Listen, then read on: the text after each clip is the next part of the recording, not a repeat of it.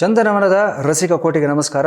Hello Sandalwoodies, welcome to your favourite show cinema scan review from RMG. ನಾನು ನಿಮ್ಮ doctor Raghavendra Mokshagundam Guruji. So ಈ ವಾರ ನಾವು ಸೆಲೆಕ್ಟ್ ಮಾಡ್ಕೊಂಡಂಥ ಚಿತ್ರ mother promise, father of all promises. So Kannada ಚಿತ್ರರಂಗದಲ್ಲಿ ಆವಾಗ ನಾವು ಒಂದಷ್ಟು ಎಕ್ಸ್ಪೆರಿಮೆಂಟ್ಗಳಾಗ್ತಾ ಇರೋದನ್ನು ನೋಡ್ತಾನೆ ಇರ್ತೀವಿ. ಹೊಸ ಅಲೆ, ಹೊಸ ಆಲೋಚನೆ ಇಟ್ಕೊಂಡಿರುವಂಥ ನಿರ್ದೇಶಕರು, ನಿರ್ಮಾಪಕರು, ನಟರು ಇವರೆಲ್ಲರೂ ಬರುವಂಥದ್ದು. ಈ ದೃಷ್ಟಿನಲ್ಲಿ ಧನಂಜಯ ಮೊದಲನೇ ಸಾಲಿನಲ್ಲಿ ನಿಲ್ತಾರೆ. ಯಾಕೆಂದರೆ ನಟನಾಗಿ ಇಂಡಸ್ಟ್ರಿಗೆ ಬಂದ ನಂತರ ಕಥೆಗಾರನಾಗಿ, ಬರಹಗಾರನಾಗಿ, ಈಗ ನಿರ್ಮಾಪಕನಾಗಿ ಹೊಸ ನಿರ್ದೇಶಕರನ್ನು ಪ್ರೋತ್ಸಾಹಿಸುವಂಥ ಒಂದು ಹಂತದಲ್ಲಿ ಈಗ ಆಲ್ರೆಡಿ ಅವರು ಒಂದು ಫರ್ಮ್ ಇಮೇಜ್ನ ಒಂದು ಇಂಪ್ರೆಷನ್ನ ಕ್ರಿಯೇಟ್ ಮಾಡಿದ್ದಾರೆ. ಸೊ ಧನಂಜಯ ಅವರ ಸಿನಿಮಾ ಡಾಲಿ ಪಿಕ್ಚರ್ಸಿಂದ ಸಿನಿಮಾ ಬರ್ತಾ ಇದೆ ಅಂತಂದರೆ ಕುತೂಹಲ ಅಂತೂ ಖಂಡಿತ ಇದ್ದೇ ಇರುತ್ತೆ. ಕ್ರಿಯೇಟಿವಿಟಿ ಮತ್ತು ಎಕ್ಸ್ಪೆರಿಮೆಂಟೇಷನ್ಸ್ ಮತ್ತು ಎಷ್ಟರ ಮಟ್ಟಿಗೆ ಇದು ಮೈನ್ ಸ್ಟ್ರೀಮ್ ಮೀಡಿಯಾಗೆ ಕನೆಕ್ಟ್ ಆಗುತ್ತೆ ಅನ್ನೋ ಆಸ್ಪೆಕ್ಟ್ಸ್ನ ಪಕ್ಕದಲ್ಲಿಟ್ಟರೆ ವಿ ಆಲ್ರೆಡಿ ನೋ ಅವರ ಹಿಂದಿನ ಸಿನಿಮಾಗಳಿಂದ ಇವರ ಆಲೋಚನೆಗಳು ಸ್ವಲ್ಪ ವಿಭಿನ್ನವಾಗಿರುತ್ತೆ ಮತ್ತು ಕಮರ್ಷಿಯಲ್ ಚೌಕಟ್ಟಿನಿಂದ ಹೊರಗಡೆ ಬಂದು ಒಂದು ಪ್ರಯೋಗ ಮಾಡೋದಕ್ಕೆ ಇವರು ಹಿಂದೇಟು ಹಾಕೋದಿಲ್ಲ, ಒಂದು ಸಾಹಸ ಮಾಡೋದಕ್ಕೆ ರೆಡಿ ಅನ್ನೋದು ನಮ್ಗೆ ಗೊತ್ತಿದೆ. So you can expect the unexpected from Daali pictures ಅಂತ ಇಲ್ಲಿ ಹೇಳ್ಬೋದು ನಾವು. ಈ ಚಿತ್ರ ಶುರುವಾದಾಗಿಂದನೂ ಅಷ್ಟೇ ತುಂಬ ಕುತೂಹಲ ಕೆರಳಿಸಿತ್ತು. ಬಿಕಾಸ್ ಈ ಟೈಟಲ್ ಒಂದು ಯೂನಿವರ್ಸಲ್ ಅಕ್ಸೆಪ್ಟಬಿಲಿಟಿ, ಯೂನಿವರ್ಸಲ್ ಕನೆಕ್ಟಿವಿಟಿ ಇರೋದ್ರಿಂದ, ಮತ್ತು ಹಾಗೆ ಇದನ್ನು ಪ್ರೊಜೆಕ್ಟ್ ಮಾಡಿಕೊಂಡು ಸಹ ಬಂದಿದ್ದರು ಚಿತ್ರದ ನಿರ್ಮಾಪಕರು ಮತ್ತು ಇಡೀ ತಂಡ. ಮತ್ತೊಂದು ರೀಸನ್ ಈ ಚಿತ್ರಕ್ಕೆ ನಾವು ವೆಯ್ಟ್ ಮಾಡಬೇಕಾಗಿರುವಂಥದ್ದು ಅಂತಂದರೆ ಆರ್ ಸಿ ಬಿಯ ಒಂದು ವಿಜಯಕ್ಕೂ, ಸಕ್ಸಸ್ಗೂ ಮತ್ತು ಈ ಸಿನಿಮಾಗೂ ಒಂದು ಕನೆಕ್ಷನ್ ಇದೆ ಅಂತ ಹೇಳಿಕೊಂಡು ನಮ್ಮನ್ನು ಒಂದು ಎಡ್ಜ್ ಆಫ್ ದ ಸೀಟ್ ಎಕ್ಸ್ಪೆಕ್ಟೇಷನ್ನಲ್ಲಿ ನಿಲ್ಲಿಸಿದ್ರು ನಮಗೆ. ಆ ಒಂದು ಎಕ್ಸ್ಪೆಕ್ಟೇಷನ್ನು, ಆ ಒಂದು ಬಿಲ್ಡಪ್ಪು ನಿಜವಾಗ್ಲೂ ಸ್ಯಾಟಿಸ್ಫೈ ಆಗಿದೆಯಾ ಇಲ್ವಾ, ಮತ್ತು ಚಿತ್ರದ ಕಥೆ ಏನು, ಜಾನರ್ ಏನು, ಎಲ್ಲವನ್ನ ಮುಂದಿನ ಹಂತದಲ್ಲಿ ನೋಡೋಣ ಬನ್ನಿ. ಸೊ ಈ ಚಿತ್ರದ ಕಥೆಗೆ ಹೇಳಬೇಕು ಅಂತಂದರೆ ಇಲ್ಲಿ ಲಾಜಿಕ್ನ ಪಕ್ಕದಲ್ಲಿಟ್ಬಿಟ್ಟು ನಿರ್ದೇಶಕರು ಕಂಪ್ಲೀಟಾಗಿ ಒಂದು ರಿಸ್ಕ್ನ ತೊಗೊಂಡು ಕಥೆನ ಹೇಳೋದಕ್ಕೆ ಹೋಗಿದ್ದಾರೆ. ಅಬ್ಸರ್ವಿಟಿ, ವ್ಯಾಕಿ, ವಿಯರ್ಡ್ನೆಸ್, ಇಲ್ಲಾಜಿಕಲ್ ಮತ್ತು ಇನ್ಸೆನ್ಸಿಬಲ್ ಈ ಎಲ್ಲ ಪದಗಳನ್ನು ಈ ಚಿತ್ರಕ್ಕೆ ನಾವು ಹೇಳ್ಬೋದು. ಸ್ಟಿಲ್ ಎಂಟರ್ಟೈನಿಂಗ್ ಆಗಿರುತ್ತೆ ಈ cinema. That is the USP of this movie. So ಇಲ್ಲಿ ಎಲ್ಲೂ ಅಷ್ಟೇ ನಮಗೆ ಕೆಲವೊಂದು ಸಿನಿಮಾಗಳು ನೋಡಬೇಕಾದಾಗ ನಮಗೆ ಎರಡೆರಡು ಬ್ರೈನ್ ಬೇಕಾಗುತ್ತೆ. ಫಾರ್ ಎಕ್ಸಾಂಪಲ್ ಕ್ರಿಸ್ಟೋಫರ್ ನೋಲಾನ್ ಸಿನಿಮಾಗಳು ನೋಡಬೇಕಾದಾಗ ಇಂಟರ್ಸ್ಟೆಲ್ಲರ್ ಆಗಲಿ ಅಥವಾ ಇನ್ಸೆಪ್ಷನ್ ಆಗಲಿ, ಭಗವಂತ ಇನ್ನೊಂದು ಬ್ರೈನ್ ಕೊಟ್ಟಿದ್ರೆ ಚೆನ್ನಾಗಿರ್ತಾ ಇತ್ತು ಅಂತ ಅನಿಸುತ್ತೆ ಆ ಸಿನಿಮಾಗಳನ್ನ ಅರ್ಥ ಮಾಡ್ಕೋಬೇಕಾದಾಗ. ಬಟ್ ಈ ಸಿನಿಮಾ ನೋಡಬೇಕಾದಾಗ ನಿಮಗೆ ಇರೋ ಒಂದು ಬ್ರೈನ್ ಕೂಡ ಬೇಕಾಗೋದಿಲ್ಲ. ಅದನ್ನು ಮನೆಯಲ್ಲಿಟ್ಬಿಟ್ಟು ಆರಾಮಾಗಿ ಹೋಗ್ಬಿಟ್ಟು ಎಂಜಾಯ್ ಮಾಡ್ಕೊಂಡು ಬರುವಂಥ ಒಂದು ಸಿನಿಮಾ ಇದಾಗಿರುತ್ತೆ. ಅಷ್ಟರ ಮಟ್ಟಿಗೆ ಲಾಜಿಕ್ ಲೆಸ್ ಆಗಿರುವಂಥ ಒಂದು ಸಿನಿಮಾ. ಇನ್ನೇ ಪಾಸಿಟಿವ್ ವೇ ಇದನ್ನು ನಾವು ಹೇಳ್ತಾ ಇರುವಂಥದ್ದು. ಇದು ಖಂಡಿತ ಒಂದು ಆಕ್ಷೇಪಣೆ ಅಲ್ಲ ಇದು. ಹ್ಯಾವಿಂಗ್ ಸೆಡ್ ದಟ್, ಮುಂದಿನ ವಾರ ಕ್ರಿಸ್ಟೋಫರ್ ನೋಲಾನ್ನ most expected Odyssey cinema release ಆಗ್ತಾ ಇದೆ. ಅದೇ ಚಿತ್ರದ ವಿಮರ್ಶೆಯೊಂದಿಗೆ ಮುಂದಿನ ವಾರ ಬರ್ತೀನಿ. ಖಂಡಿತ ಆ ಒಂದು ವಿಮರ್ಶೆಯಲ್ಲಿ ಮತ್ತೆ ನಿಮ್ಮ ಜೊತೆ ಕನೆಕ್ಟ್ ಆಗ್ತೀನಿ ನಾನು. So coming back to this movie mother promise. ಇಲ್ಲಿ ಸಿನಿಮಾದ ಒಂದು ಪ್ರಿಮೈಸ್ ನಾವು ನೋಡಿದ್ದಾದಲ್ಲಿ ಬೆಂಗಳೂರಿನಲ್ಲೇ ಸಿನಿಮಾ ನಡೆಯುತ್ತೆ. ಆದರೆ ಈ ಬೆಂಗಳೂರು ಫಿಕ್ಷನಲ್ ಸಿಟಿ ಆಗಿರುತ್ತೆ, ಒಂದು ಕಾಲ್ಪನಿಕ ಬೆಂಗಳೂರು ಆಗಿರುತ್ತೆ. ಈ ಬೆಂಗಳೂರಿನಲ್ಲಿ ನಮಗೆ ಬನಶಂಕರಿ ಬೀಚ್ ಅನ್ನೋದು ಕಾಣಿಸುತ್ತೆ, ನಾಗರಬಾವಿ ಪೋರ್ಟ್ ಅನ್ನೋದು ಕಾಣಿಸುತ್ತೆ, ಹೊಸಕೆರಳ್ಳಿ ಬೀಚ್ ಅನ್ನೋದು ಕಾಣಿಸುತ್ತೆ. ಸೊ ಇವೆಲ್ಲದರ ಜೊತೆ ಆಡಿಯನ್ಸ್ ಕನೆಕ್ಟ್ ಆಗಬೇಕು ಅಂತಂದರೆ ಒಂದು ಬೇರೆನೇ ಮೈಂಡ್ ಸೆಟ್ ಇಟ್ಕೊಂಡು ಹೋಗಬೇಕು. ಅದಕ್ಕೆ ನಾನು ಆಗಲೇ ಹೇಳಿದ್ದು ನಿಮಗೆ ಬ್ರೈನ್ನ ಮನೆಯಲ್ಲಿ ಬಿಟ್ಬಿಟ್ಟು ಹೋಗಬೇಕು ಅನ್ನೋ ಒಂದು ಪಾಯಿಂಟು. ಸೊ ಇದೆಲ್ಲ ನಿರ್ದೇಶಕರು ಯಾವ ಒಂದು ಪಾಯಿಂಟ್ ಆಫ್ ವ್ಯೂಯಿಂದ ಹೇಳ್ತಾ ಇದ್ದಾರೆ ಅಂತ ನಾವು ಅರ್ಥ ಮಾಡ್ಕೋಬೇಕು ಅಂದರೆ ಸ್ವಲ್ಪ ಟೈಮ್ ಬೇಕಾಗುತ್ತೆ ನಮಗೆ. ಫಸ್ಟ್ ಹಾಫ್ನಲ್ಲಿ ಈ ಬಿಲ್ಡಪ್ನ ಕೊಡ್ತಾರೆ. ಅವರ ಪ್ರಪಂಚದೊಳಗಡೆ ಪ್ರೇಕ್ಷಕರನ್ನ ನಿರ್ದೇಶಕರು ಕರ್ಕೊಂಡು ಹೋಗುವಂಥ ಪ್ರಯತ್ನವನ್ನು ಸಹ ಖಂಡಿತವಾಗ್ಲೂ ಇಲ್ಲಿ ಮಾಡಿದ್ದಾರೆ, ಇಲ್ಲ ಅಂತಲ್ಲ. ಪೂರ್ಣಚಂದ್ರ ಮೈಸೂರು ಈಗ ಆಲ್ರೆಡಿ ಕಲಾವಿದನಾಗಿ ಹೆಸರು ಮಾಡಿರುವಂಥ ಒಬ್ಬ ವ್ಯಕ್ತಿ, ನಿರ್ದೇಶಕನಾಗಿ ಡೆಫಿನೆಟ್ಲಿ ಎಲ್ಲರೂ ಒಂದು ತಿರುಗಿ ನೋಡುವಂಥ ಒಂದು ಪ್ರಯತ್ನವನ್ನು ಸಹ ಈ ಚಿತ್ರದಲ್ಲಿ ಮಾಡಿದ್ದಾರೆ. ಬಟ್ ಎಷ್ಟರ ಮಟ್ಟಿಗೆ ಕನೆಕ್ಟ್ ಆಗಿದ್ದಾರೆ, ಎಷ್ಟು ಮಟ್ಟಿಗೆ ಗೆದ್ದಿದ್ದಾರೆ ಅನ್ನೋದನ್ನು ಮುಂದಿನ ದಿನಗಳಲ್ಲಿ ಬಾಕ್ಸ್ ಆಫೀಸ್ ಸಕ್ಸಸ್ ನಿರ್ಧರಿಸಬೇಕಾಗತ್ತೆ. ಒನ್ ಮೋರ್ ಥಿಂಗ್ ಇಲ್ಲಿ ಏನಂತಂದರೆ, ಇಲ್ಲಿ ಜಾನರ್ ಬೆಂಡಿಂಗ್ ಆಗಿ ಮತ್ತು ಇಲ್ಲಿ ಒಂದು slapstick comedy, situational comedy ಇದನ್ನೇ ಬೇಸ್ಡ್ ಆಗಿ ಇಟ್ಕೊಂಡು ಒಂದು ಸಿನಿಮಾ ಮಾಡೋದಕ್ಕೆ ಪ್ರಯತ್ನ ಪಟ್ಟಿದ್ದಾರೆ. ಬಟ್ ಈ ಸಿನಿಮಾಗೆ ಮೂಲ ಆಧಾರ ನಾವು ನೋಡಿದ್ದಾದಲ್ಲಿ ಒಂದು 30 ವರ್ಷಗಳ ಹಿಂದೆ ಹಾಲಿವುಡ್ನಲ್ಲಿ ಬಂದಿರುವಂಥ lock, stock and two smokes barrel ಅನ್ನೋ ಒಂದು ಇಂಗ್ಲೀಷ್ ಸಿನಿಮಾ ಆಗಿರುತ್ತೆ. ಗೈ ರಿಚಿ ಅನ್ನೋ ಒಬ್ಬ ಬ್ರಿಟಿಷ್ ನಿರ್ದೇಶಕ ಮಾಡಿರೋಂಥ ಒಂದು ಸಿನಿಮಾ ಇದಾಗಿರುತ್ತೆ. ಇನ್ಫ್ಯಾಕ್ಟ್ ಅವರ ಒಂದು ಕ್ರೆಡಿಟನ್ನು ಸಹ ಚಿತ್ರತಂಡ ಒಂದು ಟೈಟ್ಲ್ ಕಾರ್ಡ್ನಲ್ಲೇ ಕೊಟ್ಟಿದ್ದಾರೆ. ಸೊ ಹಾಗಾಗಿ ಇದು ಅಫಿಷಿಯಲ್ ರಿಮೇಕಾ ಅಂತ ನಾವಿಲ್ಲಿ ಚರ್ಚೆ ಮಾಡಬೇಕಾದ ಅವಶ್ಯಕತೆಯೂ ಇಲ್ಲಿ ಉದ್ಭವ ಆಗೋದಿಲ್ಲ.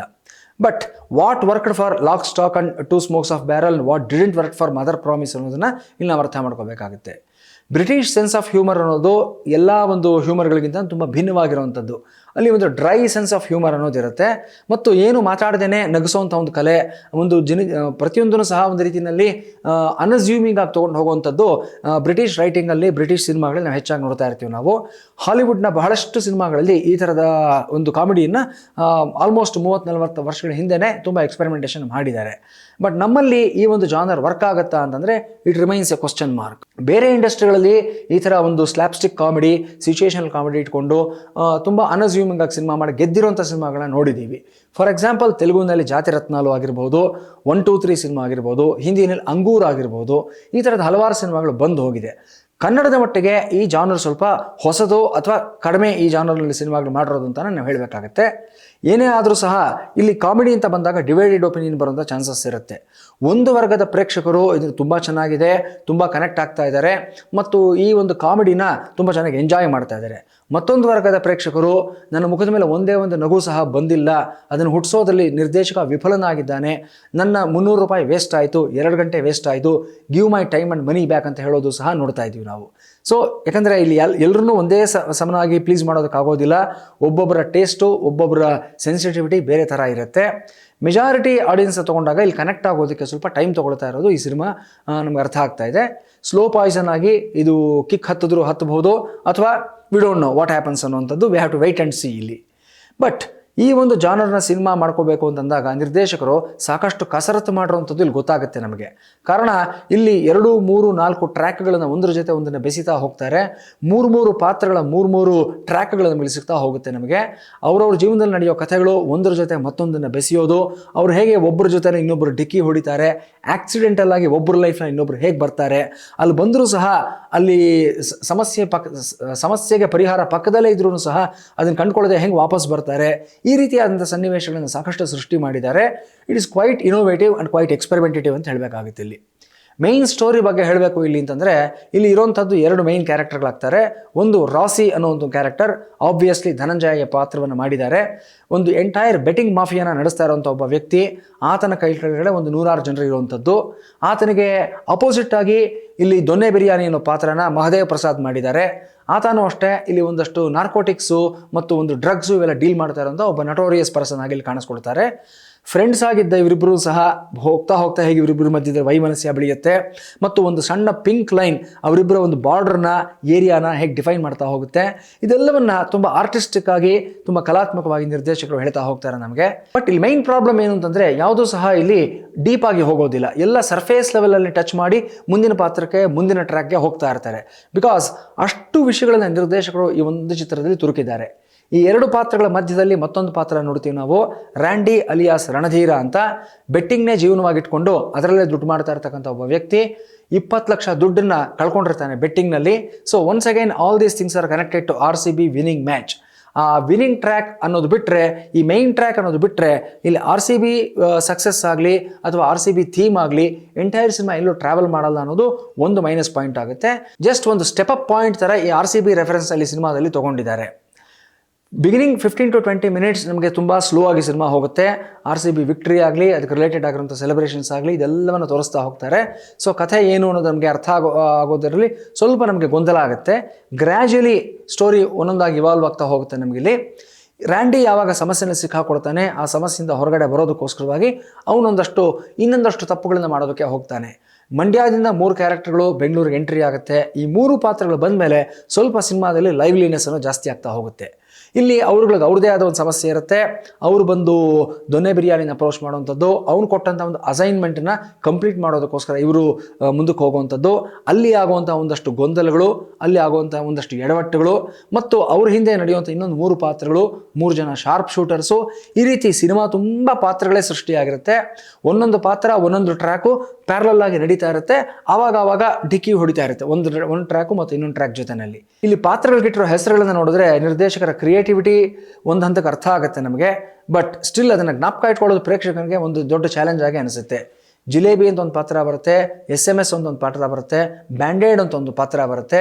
ಈ ಪಾತ್ರಗಳ ಹೆಸರುಗಳನ್ನೆಲ್ಲ ನಾವು ಜ್ಞಾಪಕ ಇಟ್ಕೋಬೇಕು ಅಂತಂದರೆ ಮತ್ತು ಯಾರು ಅಂತ ಗುರುತಿಟ್ಕೊಳ್ಳೋದು ಅಷ್ಟೇ it is quite challenging. Because ಇಲ್ಲಿ ಮೆಜಾರಿಟಿ ಎಲ್ಲರೂ ಹೊಸಬರೇ ಆಗಿರೋದ್ರಿಂದ ಆ ಫೇಸಸ್ ಆಗಲಿ ಅಥವಾ ಅವ್ರ ಮ್ಯಾನರಿಸಮ್ಸ್ ಆಗಲಿ ಯಾವುದೇ ಒಂದು ಸಿಗ್ನೇಚರ್ ಮ್ಯಾನರಿಸಮ್ಸ್ ಅಂತ ಯಾರೋ ತೋರಿಸದೇ ಇರೋದ್ರಿಂದ ಬಹುತೇಕ ಪಾತ್ರಗಳು ರಿಜಿಸ್ಟರ್ ಆಗೋದ್ರಲ್ಲಿ ನಮ್ಗೆ ಸ್ವಲ್ಪ ಸಮಸ್ಯೆ ಆಗುತ್ತೆ ಅಂತ ಇಲ್ಲಿ ಹೇಳಬೇಕಾಗತ್ತೆ. ಬಟ್ ಪರ್ಫಾರ್ಮೆನ್ಸ್ ಅಂತ ಬಂದಾಗ ಯಾರೂ ಸಹ ಇಲ್ಲಿ ಯಾರು ಕಡಿಮೆ ಇಲ್ಲ, ಎಲ್ಲರೂ ಸಹ ಅವರು ಕೊಟ್ಟಿರೋ ಪಾತ್ರಗಳನ್ನು ಚೆನ್ನಾಗೇ ಮಾಡ್ಕೊಂಡು ಹೋಗಿದ್ದಾರೆ. ಸೊ ಈ ಟ್ರ್ಯಾಕ್ ಈ ರೀತಿ ನಡ್ಕೊಂಡು ಹೋಗ್ತಾ ಇರೋ ಮಧ್ಯದಲ್ಲಿ ಮದರ್ ಪ್ರಾಮಿಸ್ ಎಲ್ಲಿಂದ ಬಂತು ಅನ್ನೋದು ದೊಡ್ಡ ಪ್ರಶ್ನೆ ಆಗ್ತಾ ಹೋಗುತ್ತೆ ನಮಗೆ. ಸೊ ತನ್ನ ಹಿಂದೆ ಬಿದ್ದಿರೋಂಥ ಇಬ್ಬರು ಡಾನ್ಗಳು ಮತ್ತು ತನಗೆ ಸಾಲ ಕೊಟ್ಟಿರೋಂತಹ ಸಾಲಗಾರರು ಇವರು ಕಾಟದಿಂದ ಹೊರಗಡೆ ಬರೋದಕ್ಕೆ ರ್ಯಾಂಡಿ ಮಾಡುವಂಥ ಪ್ರಯತ್ನ ಮತ್ತು ಅವನ ಜೊತೆಯಲ್ಲಿ ಇನ್ನೊಂದು 2-3 ಟ್ರ್ಯಾಕ್ಗಳು ಸೇರ್ಕೊಳ್ಳುವಂಥದ್ದು ಇದೇ ಮೇನ್ ಸ್ಟೋರಿಯಾಗಿ ನಾವು ನಡ್ಕೊಳ್ತಾ ಹೋಗುತ್ತೆ. ಡಾಲಿ ಆವಾಗ ಬರ್ತಾರೆ ಸಿನಿಮಾದಲ್ಲಿ. ಸೊ ಓವರಾಲ್ ಸಿನಿಮಾದಲ್ಲಿ ಫುಲ್ ಫ್ಲೆಡ್ಜೆಡ್ ಹೀರೋ ಅಂತ ಅವ್ರನ್ನ ಹೇಳೋದಕ್ಕಾಗೋದಿಲ್ಲ. ಎಲ್ಲ ಲೆಕ್ಕ ಹಾಕೊಂಡ್ರೆ ಒಂದು 25-30 ನಿಮಿಷ ಸ್ಕ್ರೀನ್ ಟೈಮ್ ಇದೆ. ಬಟ್ ಅವರ ಕ್ಯಾರೆಕ್ಟರೈಸೇಷನ್ ಚೆನ್ನಾಗಿದೆ, ಪ್ರೆಸೆಂಟೇಷನ್ ಚೆನ್ನಾಗಿದೆ. ರಾಸಿ ಅನ್ನೋ ಒಂದು ಕ್ಯಾರೆಕ್ಟರ್ನ ಒಂದು ಬ್ಯಾಕ್ ಡ್ರಾಪ್ ತೊಗೊಂಡು ಹೀರೋ ಹೋಂಡಾ ಸ್ಪ್ಲೆಂಡರ್ಗೆ ಒಂದು ಸ್ಪೆಷಲ್ ಒಂದು ಇಂಪಾರ್ಟೆನ್ಸ್ ಕೊಟ್ಟು ತೆಗೆದಿರುವಂಥ ಒಂದು ಆ್ಯಂಗಲ್ ಚೆನ್ನಾಗಿದೆ ಇಲ್ಲಿ.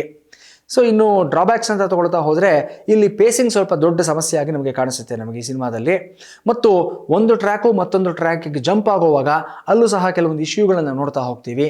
ಆಮೇಲೆ ಕಾಮಿಡಿ ಅಂತ ಅಂದ್ಕೊಂಡು ಯಾವುದನ್ನು ಇವರು ಮಾಡ್ಕೊಂಡಿದ್ದಾರೆ ಅದು ನಿಜಕ್ಕೂ ಕನೆಕ್ಟ್ ಆಗುತ್ತಾ, ಅದು ಸಿಚುಯೇಷನಲ್ ಕಾಮಿಡಿ ಆಗಿದೆಯಾ ಅಥವಾ ಅಲ್ಲಿ ಆ ಒಂದು ಜೋಕ್ ಅನ್ನೋದಲ್ಲಿ ನಿಜವಾಗ್ಲೂ ಅಲ್ಲಿ ಸ್ಪ್ಲಿಟ್ ಆಗಿದೆಯಾ ಅಲ್ಲಿ ಅನ್ನೋದು it becomes A question mark ಇಲ್ಲಿ. ಇದೆಲ್ಲದಕ್ಕಿಂತ ಭಿನ್ನವಾಗಿ ಕಲಾವಿದ ಅಂತ ಮತ್ತೊಂದು ಪಾತ್ರ ನೋಡ್ತೀವಿ. ಈ ಇಬ್ಬರು ಡಾನ್ಗಳಿಗೆ ಮೇಲ್ಗಡೆ ಇರುವಂಥ ಒಬ್ಬ ಸೂಪರ್ ಡಾನ್ ಆಗಿ ಇಲ್ಲಿ ಗುರುದತ್ ಕಾಣಿಸ್ಕೊಡ್ತಾರೆ. ಸೊ ಈತ ಮ್ಯಾಗಿ ಅನ್ನೋ ಒಂದು ಹೆಸರಲ್ಲಿ once again another odd name Maggi ಅನ್ನೋ ಒಂದು ಕ್ಯಾರೆಕ್ಟರ್ ನೇಮ್ ಇವರು ಕೊಟ್ಟಿದ್ದಾರೆ. ಇದರ ಜೊತೆಯಲ್ಲಿ ತನ್ನನ್ನು ತಾನು ಕಲಾವಿದ ಅಂತ ಅನ್ಕೊಂಡಿರ್ತಾನೆ ಈತ. ಇಲ್ಲಿ ನಿರ್ದೇಶಕರ ಒಂದು ಎಕ್ಸ್ಪೆರಿಮೆಂಟೇಷನ್ ಇಲ್ಲಿ ಮೆಚ್ಕೋಬೇಕಾಗತ್ತೆ. ಇಲ್ಲಿ ದೊಡ್ಡ ಡಾನ್ಗಳು ಅಂತ ಯಾರ್ಯಾರು ತೋರಿಸ್ಕೊಡ್ತಾರೆ ಅವರೆಲ್ಲರೂ ಒಂದು ಸಾಫ್ಟ್ ಕಾರ್ನರ್ ಇರೋದನ್ನು ತೋರಿಸ್ಕೊಡ್ತಾ ಹೋಗ್ತಾರೆ. ಫಾರ್ ಎಕ್ಸಾಂಪಲ್ ತನ್ನ ಕೆಲಸ ಮಾಡ್ಕೊಡದೇ ಇರುವಂಥ ಡೆಲಿವರಿ ಬಾಯ್ಸ್ ಕೈಗಳನ್ನ ಬೆರಳುಗಳನ್ನ ನಿರ್ಮಾನುಷವಾಗಿ ಕೊಚ್ಚ ಹಾಕುವಂಥ ಈ ಒಂದು ದೊನ್ನೆ ಬಿರಿಯಾನಿ ಪಾತ್ರ ಮಾಡಿರುವಂಥ ಮಹದೇವ್ ಪ್ರಸಾದ್ ಟೀಚರ್ ಮುಂದೆ ಬಂದಾಗ ತಲೆ ಬಗ್ಗಿಸ್ಕೊಂಡು ತೊದಲು ಮಾತನಾಡ್ತಾ ಇಂಗ್ಲೀಷ್ನಲ್ಲಿ ಏನೋ ಒಂದು ಹರಕು ಬುರುಕು ಇಂಗ್ಲೀಷ್ನಲ್ಲಿ ಮಾತಾಡುವಂಥ ಒಂದು ಪಾತ್ರವಾಗಿ ಕಾಣಿಸ್ಕೊಡ್ತಾನೆ. ಹಾಗೆ ಒಂದು ದೊಡ್ಡ ಸೈನ್ಯನೇ ಡಾಮಿನೇಟ್ ಮಾಡಿಕೊಂಡು ಅದು ನಡೆಸ್ತಾ ಇರುವಂಥ ಈ ರಾಸಿ ಅನ್ನೋ ಒಬ್ಬ racer cum betting mafia don ಆಗಿರುವಂಥ ರಾಸಿ ಪಾತ್ರನೂ ಅಷ್ಟೇ ತನ್ನ ಬೈಕನ್ನು ಕತ್ಕೊಂಡು ಹೋಗಿರೋಂಥ ಇಬ್ಬರು ಕಳ್ಳರನ್ನ ತನ್ನ ಚೇಲಾಗಳು ಹಿಗ್ಗಾಮುಗ್ಗ ಹೊಡಿತಾ ಇರೋವಾಗ ಈತ ಕೂಗುಲಾಗಿ ಕೂತ್ಕೊಂಡು ಕನ್ನಡದೊಂದು ದಿನಪತ್ರಿಕೆಯಲ್ಲಿ ಪದಬಂಧ ಮಾಡ್ತಾ ಇರ್ತಾನೆ. ಸೊ ಈ ಒಂದು ಆರ್ಟಿಸ್ಟಿಕ್ ಅಪ್ರೋಚ್ಗಳು ತುಂಬ ಇಷ್ಟವಾಗ್ತಾ ಹೋಗುತ್ತೆ. ಇನ್ನು ಮ್ಯಾಗಿ ಪಾತ್ರಧಾರಿ ಆಗಿರುವಂಥ ಗುರುದತ್ ಕೂಡ ಅಷ್ಟೇ, ಆತ ಇವರಿಬ್ಬರಿಗಿನ ದೊಡ್ಡನಾಗಿದ್ರು ಅಷ್ಟೇ ಬಂದವ್ರನ್ನೆಲ್ಲರನ್ನು ನಿಲ್ಲಿಸ್ಬಿಟ್ಟು ಒಬ್ಬ ಪೇಂಟರ್ ಆಗಿ ಒಬ್ಬ ಆರ್ಟಿಸ್ಟ್ ಆಗಿ ತನ್ನನ್ನು ತಾನು ಕಲಾವಿದ ಅಂತ ಗುರುತಿಸ್ಕೊಂಡು ಆತ ಮಾಡುವಂಥ ಕೆಲವು ಪ್ರಯತ್ನಗಳು ಇವೆಲ್ಲವೂ ಅಷ್ಟೇ ಅಲ್ಲಲ್ಲಿ ಸಣ್ಣ ಮಜಾ ಕೊಡುವಂಥ ಒಂದು ಎಕ್ಸ್ಪೆರಿಮೆಂಟೇಷನ್ಸ್ ಆಗಿ ಕಾಣಿಸ್ತಾ ಇದೆ. ಬಟ್ ಇಲ್ಲಿ ಸುಮಾರು ವಿಷಯಗಳನ್ನು ನಿರ್ದೇಶಕರು ಚಿತ್ರದಲ್ಲಿ ತುರುಕಿರುವಂಥದ್ದು, ಇದರ ಜೊತೆಯಲ್ಲಿ ಸಿನಿಮ್ಯಾಟಿಕ್ ರೆಫರೆನ್ಸ್ಗಳನ್ನು ಅಲ್ಲಲ್ಲಿ ತೊಗೊಂಡು ಬರುವಂಥದ್ದು, ಸಪ್ತಸಾಗರದಾಚೆ ಎಲ್ಲೋ ಸಿನಿಮಾ ಆಗಿರ್ಬೋದು, ರವಿಚಂದ್ರನ್ ಸಿನಿಮಾ ಏಕಾಂಗಿ ಆಗಿರ್ಬೋದು, ಇವೆಲ್ಲವೂ ಅಲ್ಲಿ ಕೆಲವು ಕನೆಕ್ಟಿವಿಟಿ ಇಶ್ಯೂಸ್ ಆಗಿ ನಮಗೆ ಒಂದು ಫುಲ್ ಫ್ಲೆಡ್ಜ್ಡ್ ಕಾಮಿಡಿಯಾಗಿ ಅಥವಾ ಒಂದು ಬ್ಲಾಸ್ಟ್ ಆಗಿ ಇಲ್ಲಿ ಕಾಣಿಸೋದಿಲ್ಲ ನಮಗೆ. Experimentation is good on paper, ರೈಟಿಂಗ್ನಲ್ಲಿ ಇವೆಲ್ಲವೂ ಚೆನ್ನಾಗಿ ಕಾಣಿಸ್ತಾ ಇದೆ. ಬಟ್ ತೆರೆ ಮೇಲೆ ಬಂದಾಗ ಟ್ರಾನ್ಸ್ಲೇಟ್ ಆಗೋದ್ರಲ್ಲಿ ಇವೆಲ್ಲವೂ ಸಹ ಸ್ವಲ್ಪ ಎಲ್ಲೋ ಒಂದು ಕಡೆ ಜರ್ಕ್ ಹೊಡೆದಿದೆ ಅಂತ ಹೇಳಬೇಕಾಗತ್ತೆ. ಇನ್ನು ಸಿನಿಮಾದ ಒಂದು ಮೇಕಿಂಗ್ ಬಗ್ಗೆ ಹೇಳಬೇಕು ಅಂತಂದರೆ ಇಂಡೋರ್ ಸೀನ್ಸ್ ಬಂದಾಗೆಲ್ಲವೂ ಅಷ್ಟೇ ಅಲ್ಲಲ್ಲ ನಮಗೆ ಒಂದು ಸ್ವಲ್ಪ ಆರ್ಟಿಫಿಷಿಯಾಲಿಟಿ ಕಾಣಿಸ್ತಾ ಹೋಗುತ್ತೆ. ಡಾಲಿ ಪಿಕ್ಚರ್ಸ್ ಹಲವಾರು ಸಿನಿಮಾಗಳಲ್ಲಿ ಈ ಸಮಸ್ಯೆ ಮುಂಚೆಯಿಂದನೂ ಇದೆ, ಈ ಸಿನಿಮಾದಲ್ಲೂ ಕ್ಯಾರಿ ಫಾರ್ವರ್ಡ್ ಆಗಿದೆ. ಸೊ ಇದ್ರ ಬಗ್ಗೆ ನಿರ್ದೇಶಕರು ಮತ್ತು ನಿರ್ಮಾಪಕರು ಸ್ವಲ್ಪ ಜಾಗ್ರತೆಯನ್ನು ಮುಂದಿನ ಚಿತ್ರಗಳಲ್ಲಿ ತೊಗೊಂಡ್ರೆ ಒಳ್ಳೆಯದಾಗುತ್ತೆ. ಇನ್ನು ಮದರ್ ಪ್ರಾಮಿಸ್ ಅನ್ನೋ ಒಂದು ಸೆಂಟಿಮೆಂಟ್ನ ತೊಗೊಂಡು ಈ ಚಿತ್ರವನ್ನು ಮಾಡ್ಕೊಂಡು ಬಂದಾಗಿಂದನೂ ಸಹ ನಾವು ಎಕ್ಸ್ಪೆಕ್ಟ್ ಮಾಡ್ತಾ ಇದ್ದೇನೆಂತಂದರೆ ವಿನಯಾ ಪ್ರಸಾದ್ ಅಂತ ಒಬ್ಬ ನುರಿತ ಅನುಭವಿ ನಟಿ ಇಲ್ಲಿ ತಾಯಿ ಪಾತ್ರ ಮಾಡಿದ್ದಾರೆ. ಆಬ್ವಿಯಸ್ಲಿ ತಾಯಿ ಮಗನ ಒಂದು ಸೆಂಟಿಮೆಂಟು, ಆ ಒಂದು ಸೀನ್ಸು, ಆ ಒಂದು ಟ್ರ್ಯಾಕು ದೊಡ್ಡ ಮಟ್ಟಕ್ಕೆ ಇರುತ್ತೆ ಅನ್ನೋ ಒಂದು ಎಕ್ಸ್ಪೆಕ್ಟೇಷನ್ ಇತ್ತು. ಸೊ ಅದು ಇಲ್ಲಿ ನಿರ್ದೇಶಕರು ದೊಡ್ಡ ಮಟ್ಟಕ್ಕೆ ಬೆಳೆಸದೇ ಇರೋದ್ರಿಂದ that is another disappointing aspect ಅಂತ ಹೇಳಬೇಕಾಗುತ್ತೆ ಇಲ್ಲಿ. ಸೊ ಮದರ್ ಸೆಂಟಿಮೆಂಟ್ನಲ್ಲೇ ಒಂದು ತಾಯಿ ಕೊಡಿಸಿರುವಂಥ ಒಂದು ಬೈಕ್ ಜೊತೆಯಲ್ಲಿ ಮಗನಿಗೆ ಎಷ್ಟು ಒಂದು ಅಟ್ಯಾಚ್ಮೆಂಟ್ ಇರುತ್ತೆ ಅನ್ನೋ ಒಂದು ಆಸ್ಪೆಕ್ಟ್ ಚೆನ್ನಾಗಿದ್ರೂ ಕೂಡ ಒಂದು ಸಿಲ್ವರ್ ಸ್ಕ್ರೀನ್ ಸಿನಿಮಾಗೆ ಆ ತೂಕಕ್ಕೆ ಸರಿ ಹೋಗುವಂಥ ಒಂದು ಆಸ್ಪೆಕ್ಟ್ ಆಗಿ ಇದು ಕಾಣಿಸೋದಿಲ್ಲ. ಯಾವುದೋ ಒಂದು ಸೀರಿಯಲ್ನಲ್ಲಿ ಎಕ್ಸ್ಪ್ಲೋರ್ ಮಾಡ್ಬೋದು ಅಂತ ಒಂದು ಎಲಿಮೆಂಟ್ ಆಗಿ, ಒಂದು ಟ್ರ್ಯಾಕ್ ಆಗಿ, ಒಂದು ಐಡಿಯಾ ಆಗಿ ಇಲ್ಲಿ ಕಾಣಿಸುತ್ತಿದ್ದು. ಸೊ ಇಲ್ಲಿ ಇನ್ನೂ ಸ್ವಲ್ಪ ಡೆಪ್ತ್ ಇರಬೇಕಾಗಿತ್ತು. ಕೋರ್ ಐಡಿಯಾ ಅಂತ ಏನು ತೊಗೊಳ್ತೀವಿ ಅದ್ರ ಜೊತೆ ಕನೆಕ್ಟಿವಿಟಿ ಇರಬೇಕಾಗಿತ್ತು. ಅಲ್ಲಿ ಡೆಪ್ತ್ ಬರಬೇಕು ಅಂತಂದರೆ ತಾಯಿ ಪಾತ್ರ ಇರಬೇಕಾಗಿತ್ತು. ಆ ತಾಯಿ ಪಾತ್ರ ಬರೀ ಮಾಂಟೇಜ್ ಸಾಂಗ್ಗಳಲ್ಲಿ, ಫ್ಲ್ಯಾಶ್ ಬ್ಯಾಕ್ಗಳಲ್ಲಿ ಮಾತ್ರ ಬಂದು ಹೋಗುವಂಥದ್ದು one of the biggest drawback ಅಂತ ಹೇಳಬೇಕಾಗತ್ತೆ. ಇದೆಲ್ಲ ಸಾಲದು ಅಂತ ಕೊನೆಯಲ್ಲಿ ಒಂದು ಟೀಚರ್ ಪಾತ್ರ ಬರುತ್ತೆ. ಅಫ್ಕೋರ್ಸ್ ಟೀಚರ್ ಪಾತ್ರ ಮುಂಚೆಯಿಂದ ಟ್ರಾವೆಲ್ ಆಗ್ತಾ ಇರುತ್ತೆ. ಇಲ್ಲಿ ಗೀತಾ ಮತ್ತೊಬ್ಬ ಅನುಭವಿ ಸೀನಿಯರ್ ಆರ್ಟಿಸ್ಟ್ ಈ ಒಂದು ಪಾತ್ರವನ್ನು ನಿಭಾಯಿಸಿದ್ದಾರೆ. ಟೀಚರ್ ಆಗಿ ಬಂದು ರೌಡಿಗಳಿಗೆ ಬುದ್ಧವಾದ ಹೇಳುವಂಥ ಒಂದು ಸೀನ್ ಆಗಲಿ, ಚಿತ್ರ ಮದರ್ ಪ್ರಾಮಿಸ್ ಅನ್ನೋ ಒಂದು ಸೆಂಟಿಮೆಂಟು, ಒಂದು ಹೀಸ್ಟ್ ಸ್ಟೋರಿ ಮತ್ತು ಒಂದು ರೌಡಿಯಿಸಮ್, ಒಂದು ಮಾಫಿಯಾ ಬ್ಯಾಕ್ ಡ್ರಾಪಿಂದ ಸಡನ್ನಾಗಿ ಒಂದು ಸೋಷಿಯಲ್ ರಿಫಾರ್ಮಿಂಗ್ ಕಡೆಗೆ, ಸಮಾಜ ಸುಧಾರಣೆ ಕಡೆಗೆ ಹೋಗುವಂಥದ್ದು, ಲಾಸ್ಟ್ನಲ್ಲಿ ಕನ್ಕ್ಲೂಷನಲ್ಲಿ ತೆರೆ ಮೇಲೆ ಒಂದು ಕ್ಯಾಪ್ಷನ್ ಕೊಡುವಂಥದ್ದು, ಸೊಸೈಟಿ ನೀಡ್ಸ್ ಗುಡ್ ಟೀಚರ್ ಅನ್ನುವಂಥದ್ದು. ಸೊ ಇದೆಲ್ಲ ನೋಡಿದಾಗ ಎಲ್ಲೊಂದು ಕಡೆ ನಿರ್ದೇಶಕರು ತುಂಬ ವಿಷಯಗಳನ್ನು ಒಟ್ಟೊಟ್ಟಿಗೆ ಹೇಳೋದಕ್ಕೆ ಪ್ರಯತ್ನ ಪಡ್ತಾ ಇದ್ದಾರೆ. ಫೈನಲಿ ಕನ್ಕ್ಲೂಷನ್ ಏನು ಹೇಳೋದಕ್ಕೆ ಬಂದರು, ಏನು ಹೇಳಿ ಮುಗಿಸ್ತಾ ಇದ್ದಾರೆ ಅನ್ನೋದು ಒಂದು ಗೊಂದಲವಾಗಿ ನಮ್ಮ ಮುಂದೆ ನಿಂತ್ಕೊಳ್ಳುತ್ತೆ. ಓವರ್ ಆಲ್ ತೊಗೊಂಡ್ರೆ ಒಂದು ಎಕ್ಸ್ಪೆರಿಮೆಂಟೇಷನ್ ಆಗಿ ಈ ಚಿತ್ರವನ್ನು ನಾವು ಪ್ರೋತ್ಸಾಹಿಸ್ಬೋದು, ಅಭಿನಂದಿಸ್ಬೋದು. ಬಟ್ ರೈಟಿಂಗ್ನಲ್ಲಿ ಇನ್ನು ಸ್ವಲ್ಪ ಡೆಪ್ತ್ ಬೇಕಾಗಿತ್ತು. ಕನೆಕ್ಟಿವಿಟಿ ಇಶ್ಯೂಸ್ ಅಲ್ಲಲ್ಲಿ ಕಾಣಿಸ್ತಾ ಇದೆ. ಇದೆಲ್ಲವನ್ನು ಪಕ್ಕದಲ್ಲಿಟ್ಟು ಸಿನಿಮಾನ ನೋಡ್ತೀವಿ ಅನ್ನೋದಾದರೆ, ಅಗೈನ್ ನಾನು ಹೇಳಿದಾಗೆ ಒಂದು ವರ್ಗದ ಪ್ರೇಕ್ಷಕರಿಗೆ ಕನೆಕ್ಟ್ ಆಗೋ ಸಾಧ್ಯತೆಗಳಿದೆ, ಮತ್ತೊಂದು ವರ್ಗದ ಪ್ರೇಕ್ಷಕರಿಗೆ ಇದು ನಾಟ್ ಸೋ ಕನೆಕ್ಟಿಂಗ್ ಅನ್ನೋ ಒಂದು ಸಾಧ್ಯತೆಗಳು ಸಹ ಇದೆ. It all depends on your sensitivity, your taste and your choices ಅಂತ ಹೇಳಬೇಕಾಗುತ್ತೆ ಇಲ್ಲಿ. That's it about mother promise, father of all promises. ಮತ್ತೊಂದು ಚಿತ್ರದ ವಿಮರ್ಶೆಯೊಂದಿಗೆ ಮುಂದಿನ ವಾರ ನಿಮ್ಮ ಮುಂದೆ ಬರ್ತೀನಿ. ಅಲ್ಲಿವರೆಗೂ ಸಹ ಸ್ಪೀಡ್ ನ್ಯೂಸ್ ವಾಹಿನಿನ ನಿರಂತರವಾಗಿ ನೋಡ್ತಾ ಇರಿ. Kill piracy, support sandalwood. Thank you all. Pack up.